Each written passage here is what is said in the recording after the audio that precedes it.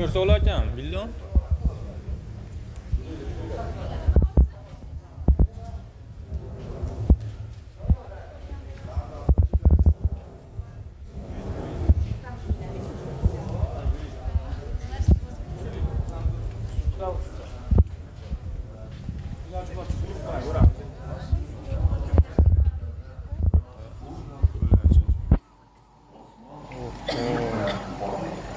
Va sayohat cheksiz osmonlar bo'ylab davom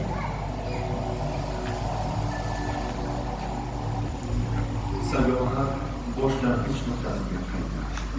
Oxiri sabr va e'tiqod aylanishi vaqtga muhrlangan sokin she'rlar kabi asarlar insoniyatning moddiy va ma'naviy xotirasini quvvotadi.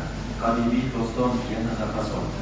O'tgan zamon bugunga yetib bordi va O'zbekiston Spichkani o'chirib qo'ysang olmayaptimi? cho'ziladi.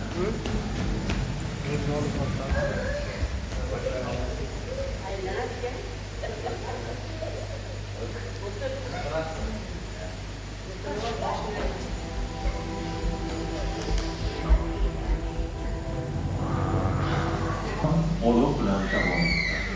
Ruhga donolik, nur va e'tiqod qo'shildi. Zarurlikda olov muqaddas hayot, e'tiqod, madaniyatning ramzi. Bu yerda insonning yo'li yaxshi niyat, yaxshi so'z, yaxshi amal bilan muqaddas olov, mehnat va sabr bilan asrlarga yetdi. Va bu kech so'nadi.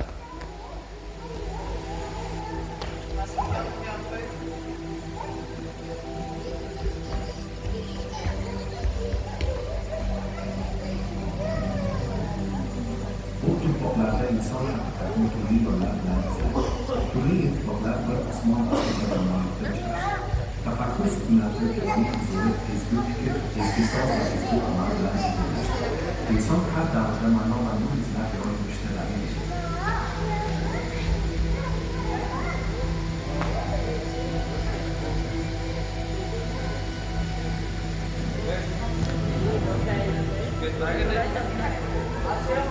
İpek ötesinden qolgan sabr ipak. Qadimiy ipak yo'llari orqali dunyoga donolik merosini yetkazdi. Ipak hashoratlari o'z mo'jizalarini to'qiy turar ekan, inson qo'llari shahar va madaniyatlarni bir-biriga bog'ladi. Har ipak yozasi sabr, ijod va mehnat ramzi. Har shahar va madaniyat insoniy mo'jiza guvohi.